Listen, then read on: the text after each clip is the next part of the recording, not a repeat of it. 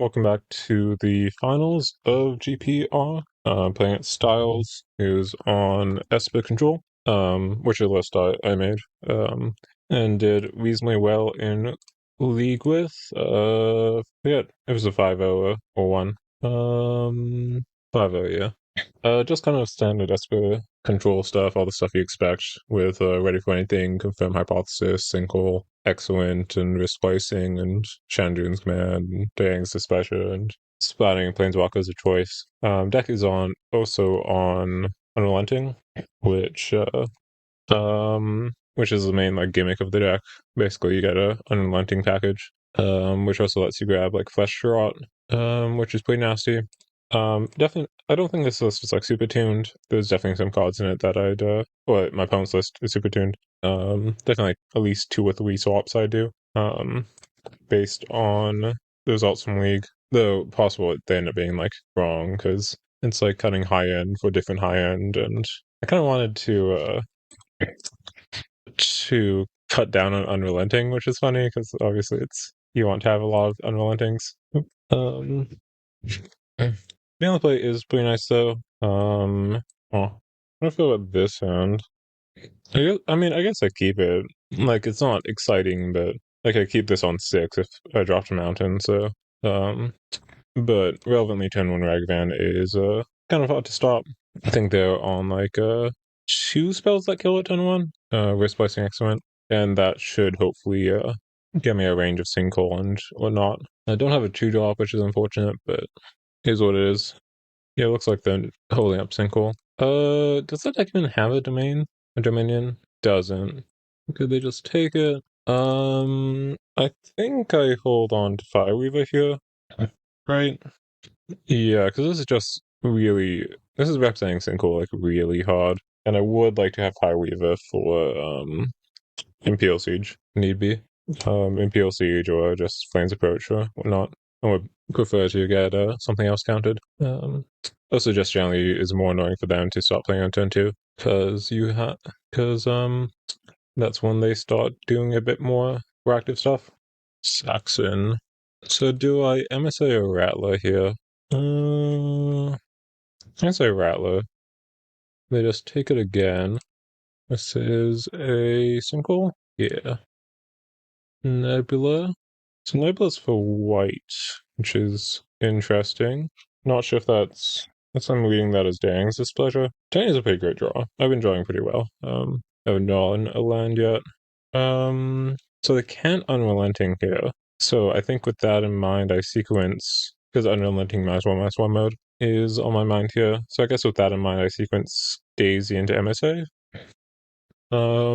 There's a whole bunch of really weird things that I need to like vaguely account for because I can't actually confirm the MSA trigger, which is annoying. I don't think I care if they Sinkhole the MSA. I think that seems fine to me.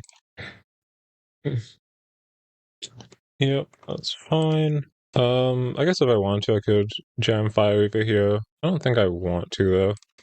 I'm happy just stocking up treasures. I suppose they are down a bunch of Sinkholes, but yeah, I think I'll wait on Fireweaver. Logic Mine, pass back. Okay then. Not sure how I want to read that. Scorch is pretty good draw. So this could be a bunch of things. I guess I'm doing everything post-combat. I mean, I could Tanya if I wanted to. Huh. Yeah, I think I just swing, because if they Shanjin command, which feels like the natural thing for this to be, I want a Fireweaver for unburdened range. They just take it. What? What even is this? Huh? What's in their hand? I guess it's just a whole bunch of counter spells, right? So I guess a Fireweaver for the counter grab planes approach, or what? What even? Huh? I don't have that much life gain. Yeah, I guess I Fireweaver. Really did not expect that attack to go through. Obviously fine that it did, but anyway, Fireweaver resolves. Yeah. What else do I even like care about here? I guess I just grab Flames Approach because that's 7. Or do I just grab him? Or do I grab Imperial Siege? What even is what even can I put them on at this point? like nothing, right? They just, I guess, end of days. Like, okay, so I think they have to have Shanjuns. Kind of wild that they didn't cast it, but so I guess I Imperial Siege over the Flames approach. No, I'm just gonna grab the Flames approach and then actually pass back 3 mana. Displeasure. Oh, okay. The bounce sack, bounce plus sack and Daisy. I guess I pop both counters here. Yeah, I think I pop both, and then Fireweaver doesn't matter. Unrelenting. I'll just sack Fireweaver. Do the obvious thing. I say technically miss lethal, technically. But I guess I'm putting them on like counters and something. It's counters of Shanjians and just like going for it. Might run into some issues. But like if I played Scorch there, then this would be lethal. I got 2. Uh okay. Mountain's a good draw. So they need to answer this Ragavan. Is there any way on I don't think it matters how I sequence this. Bang Displeasure. Sure. Okay then. Yes, they kept a pretty awkward hand, like very little interaction, I guess. But you know, um, I think yeah, the Ragavan definitely did a lot of work. Did have a section for another strong early threat. So Smuggler, I don't think I want Smuggler here. Archon can steal Planeswalkers, which is good. Tanya Tunu are maybe the best cards, some of the best cards in the matchup. Rattler isn't great, but maybe we'll come back in. After I think about boarding more. MSA is good. Sizzle Mage is okay. I think don't love Sizzle Mage against Flash, but I think my opponents tap out enough that I don't mind it. Generally been signing in the Flames approach against control. Distant comes in. I guess Scorch. Sort of at least one for what do you call it? Don't care enough to bring in Sealed Rift. Don't care about enough about unrelenting to get bringing Sealed Rift. I think I might have actually sided out a copy of Unrelenting or two when I played this matchup in League, or in the on the other side, because Unrelenting is really clunky. Archon, King Ken's good. Shania. I don't really love Smuglin's matchup. It's like okay. I feel like it's okay in every matchup, but it dying to Unrelenting is kind of bad. On their side, I think this matchup gets like pretty bad for me post board. They have like Nexal, Epidemic, and Ego, and a whole bunch of more my removal and Shanjuns and whatnot. Does that make me want to side anything more or less? I don't think so. I am good with this. So being the draw isn't great, but this is a pretty good one. I guess I could have started out Scorch for more Rattlers, but I feel like it's fine to keep in 3 Scorches. So this Daisy is dying. Dying to what? Yeah, okay. So they have Sinkhole. Pretty. Or they're bluffing, I suppose. No untapped second land. I think I could try and be cheeky and not play the distant here. But I mean, I'm gonna need to fight through Sinkhole at some point anyways to resolve this 2 new, so might as well do it now. I'm still playing curve. Another tap land, okay. Don't love drawing this many lands. Actually, sure. I do like running them my counter spells. Hopefully this 2 will do some work. Won't be getting Fire Heathals this game at least. Hopefully I don't have another Fracture, I suppose. No resolves. I think I always lost this. Yeah. Yeah. I fire off both Scorches now? I don't think so. I think I just pass the turn back. Leaves the Scorches in hand to potentially deal with an Ego or Walker. Have like some ridiculous amount of mana next turn, so I don't really care. Yeah. Fortunately, I don't have Dang's Displeasure, so this tuner might be able to go the distance, or might force out an end of days or something along those lines. Yeah, they play 5 mana Walker here. I'm also pretty happy about that. Love seeing that. Well, I mean, I prefer to see nothing at all, but as far as spells go, Seto-san is definitely answerable. It does thrash in the tuner, but yeah. Lens Poach is another good draw. So how am I doing this? Guess I'm going Scorch, Seto-san, Flames Approach a token, killing the token so Tunu doesn't die after minus 2.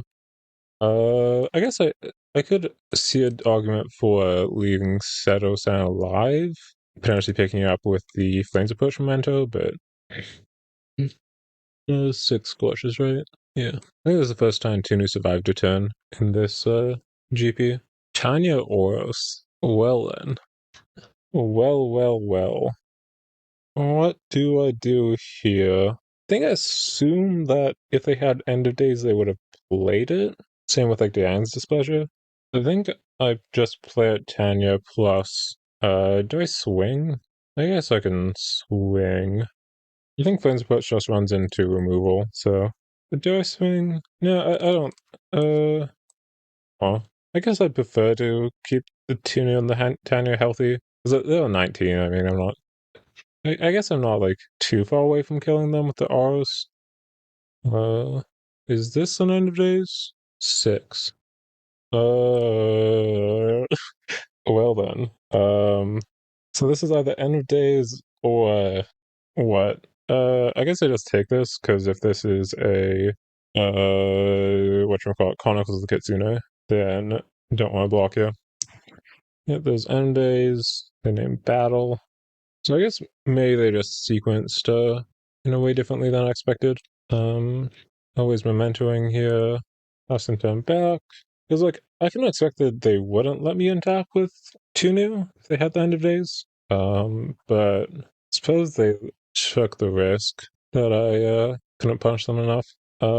Pretty sure Oris doesn't give devotion, or yeah, Oris doesn't give devotion to the other Oris. Or yeah. So I guess I just yeah, they can't sync all this, so no matter.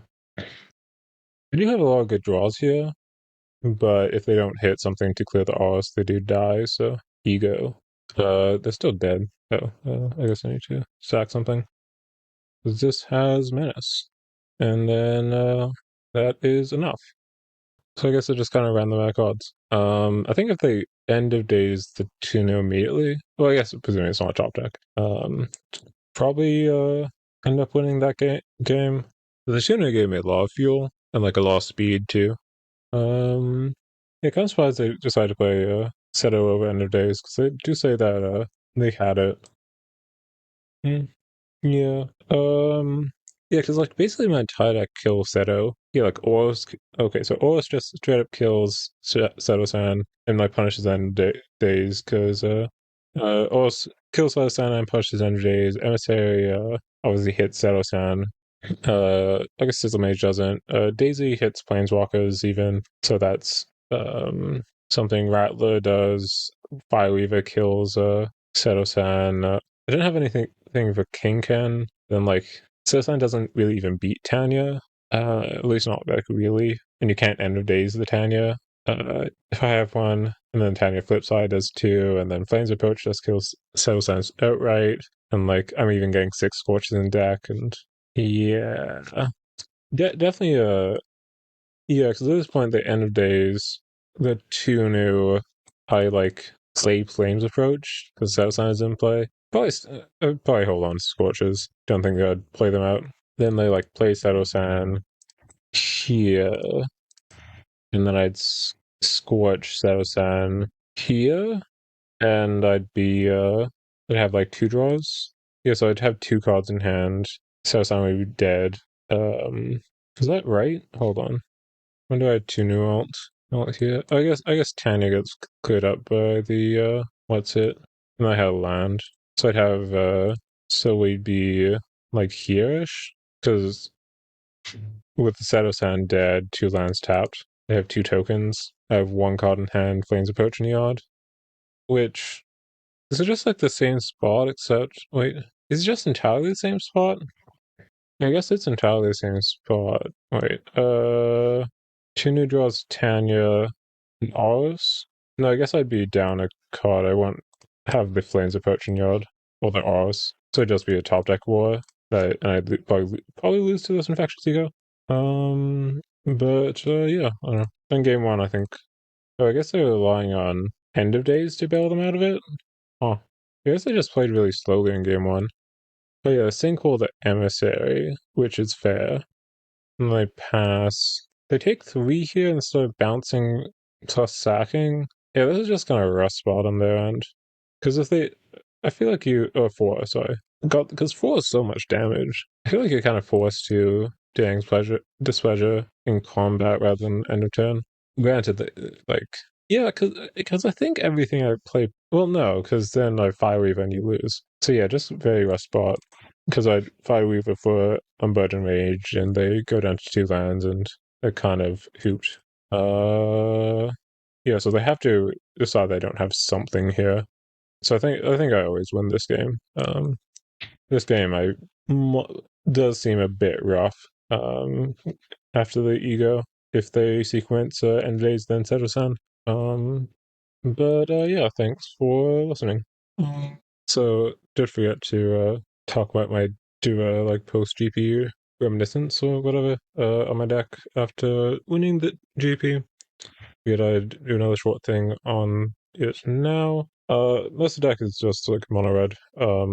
Daisy Ragavan, good 1-drops. Fireweaver, nice utility. MSA Rattler, good 3-drops. 2-drop slot, you hate yourself slightly less now because you do have Tanya. That's a good 2-drop. There's a lot of pressure. Didn't play against any decks this GP that actually pressured to kill Tanya, besides the Mir, I guess. And Tanya's -2 is pretty good if that's a concern. Tanya flip side is good, not like overpowered. I think Tanya is actually a pretty well balanced card in general. With the exception being that if you hit Tanya off MSA, it's kind of absurd. As seen with the quarterfinals match against Hersey, where I went turn 2 Sizzle Mage MSA Tanya in both my games on the play, and I won those games despite being a pretty bad matchup. Flame's Approach is pretty great. Although he does have its weaknesses, Saucy Speed is kind of clunky, but Lose to Grave Hate, but also, like, Memento's a absolutely absurd mechanic. So, yeah. Rattler didn't have that many good Rattler matchups. I think sided out a lot. Archon did steal a Tanya in the Mia. I think that was the only time I drew it, actually. So I guess 10 of 10 performance on that front. I didn't draw Oris like at all this GP. I think the only time it won me a game was one of the games was Caillou. We did 4 or 5 damage. Did feel like it occasionally been on the weak side. I would draw it. A lot of decks being able to clear the board. Like Tanya is very nice as a red card that sticks around, but Tanya is also really easy to kill. With Tanya backside. Tunu, I think I sided out in most matchups. Don't think they ever survive. They survived once. Sorry, once to my turn. That was the second game of the finals, which I won. And I think if my opponent just kills the Tunu immediately, they probably win, but it becomes a pretty scrappy game. But Heath Halls is pretty good, just in general. I think this is like kind of a really nice portion of the deck. Did a lot of work against Scribble, who's on hard control. Set up some lethal lines in the semifinals match against Caillou. Change is a pretty nice card. Granted, it probably shouldn't have been that good against Scribble as it was. They weren't playing Mirgate, which is a very common control card. King Ken, I don't think I ever actually got the attack trigger off. Like, not in the, like, I can't pay for it, but literally, I don't think it ever triggered. It didn't drop very much. Ragavan and Daisy are both exceptional. Rattler didn't have that many Rattler matchups. Fireweaver didn't have, I mean, Fireweaver was always good, but didn't have too much utility in games I played. Basically, was always grabbing Flame's Approach or Appeal Siege. I didn't play against any black mid-range decks or anything. Maybe grabbed Seal Flush once, don't remember. I would probably cut down on the Fireweaver package a little bit. Maybe bring the fourth Riftway or whatchamacallit. Or play some Rage of the Ravage. which is, admit I don't really like this card very much, but it is like your only real way to deal with villainy or like heraldry. So kind of whatever. So I think it's basically in order of importance. It's probably like Flame's approach. I guess Sea Flash is probably most important, even though I didn't do grab them that often. But Sea Flash, Flame's approach, Imperial Siege, Unburdened Rage, or Metal Munch, probably similar importance. I think Artifacts is occasionally nice.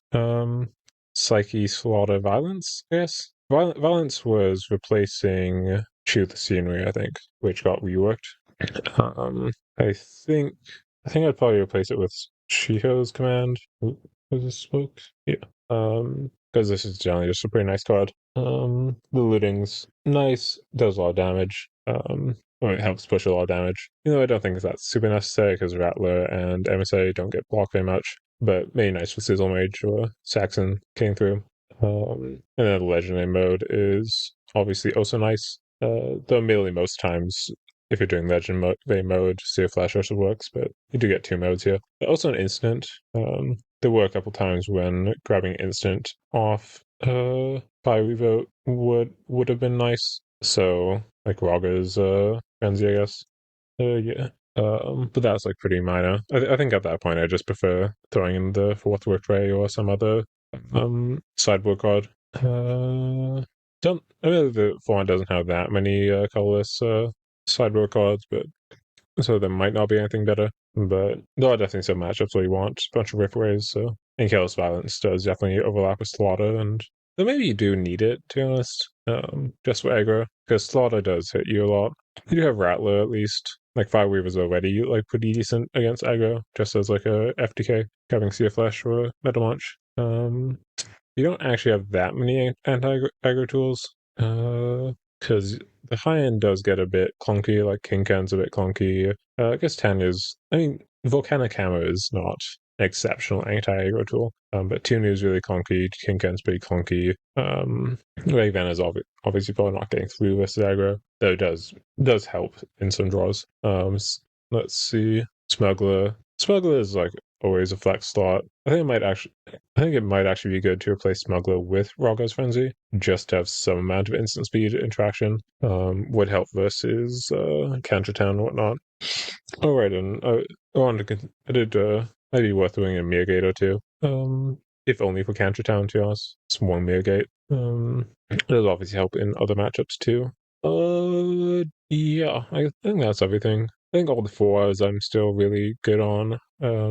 Sizzle Mage I didn't talk about very much. Sizzle Mage is very good. I always really like playing rituals in fair decks. That's one of my favorite things to do in like vintage cube is like Seething Sawing out an Inferno Titan or a Mirror Battle Spear or whatever. And or even like I mean it's definitely worse Pyretic ritualing out a Rabble Master, but Sizzle Mage is maybe closer to like Chrome Marks or even give out some card advantage for some speed. The body's also not actually that bad. Let's see. MSA is really good. Helps with a lot of the fast draws in the deck. Mantis Rider with upside is a hell of a drug. Yeah, Vigilance, whatever. Vigilance. Rattler is obviously good. Didn't draw also much. Anything else? Oh, yeah, Tanya ult's really fast. Is something I've noticed. Especially because it seems really easy to turn War Tanya off of either Ragvan or Sizzle Mage. That's something that's came up a lot. So 10-4 Tanya uptick is kind of hard to deal with. Like, sweat an ult pretty fast. The rest of the ult's like reasonably beatable, but I guess reasonably beatable. It's still really good. Let's see. And also just kind of, I guess it's always questionable whether you can resolve 5-drop on turn 4, considering Sinkhole. So, yeah, but I'd probably do something like cut free Airport, Market Smuggler, make an amount for Mitigate, maybe consider getting a second Archon, cutting the Careless Violence on the board, or Shiho's Command, or just another Riftway. But yeah, I did like Distant a lot. A Distant came in quite a fair bit against Control. Don't think I like main deck, just because a lot of decks do kind of make you feel pretty bad for playing it. So I don't think it'd be crazy to bring it in. I could see a configuration of this deck that's something more like this, I guess. And then you fill up the rest of the slots with Rogger's Frenzy and another one drop. Play more aggressive build. Yeah. I don't think I'd do this unless another good red one drop is printed. That's kind of like at least somewhat comparable to Ragavan and Daisy. I think part of the reason that this deck has had a resurgence after like Nihasa Red so long ago, I think it's like 2 years ago at this point, yeah, is just because you have eight good one drops. Like I'm not even sure. I don't even think Ragavan is better than Daisy. Especially this GP, I think Daisy performed much better for me than Ragavan did.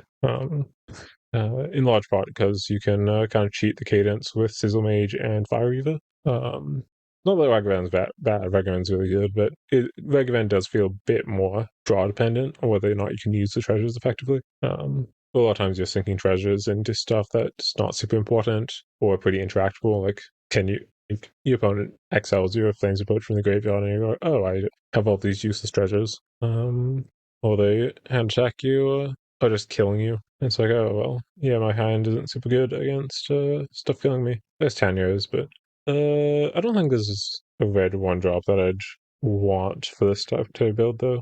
I mean, Avatar was out. This Avatar might be good enough. Carnival Daredevil is okay, though it probably wants more instance, just with how the card works. Pagan Archer, not great in this deck. Wild Tusker is okay, I guess. Oh, I guess Skirmisher. Skirmisher's pretty good. Watch. Wade Velpine. I guess there's some options with like Velpine and stuff. Professor's Assistant is also maybe an option, though probably not.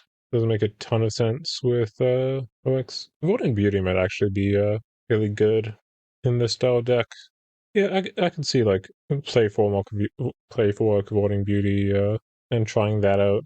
Just because it does feel pretty easy to keep the counters. And 1-2 is decently large. Is obviously worse than Saxon, with that 1 point toughness, but Flame Binder is also decent. Enrapture Countess, but I don't have enough sorceries. I guess Pseudo, yeah, there's enough one drops that you could try this type of configuration. I think I'm getting a bit off topic. So yeah, thanks for listening.